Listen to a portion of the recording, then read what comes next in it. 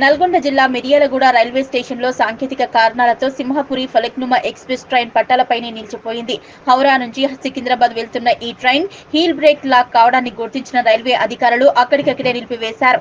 దీంతో ఆ మార్గం గుండా రాకపోకలు సాగించే రైళ్లకు అంతరాయం కలిగింది.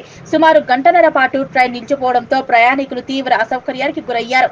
ఎట్టకేలకు రైల్వే అధికారులు సాంకేతిక సిబ్బంది శ్రమించి త్వరితగతిన మరమ్మతులు చేయడంతో ఫలక్నుమా ఎక్స్ప్రెస్ యథావిధిగా బయలుదేరింది.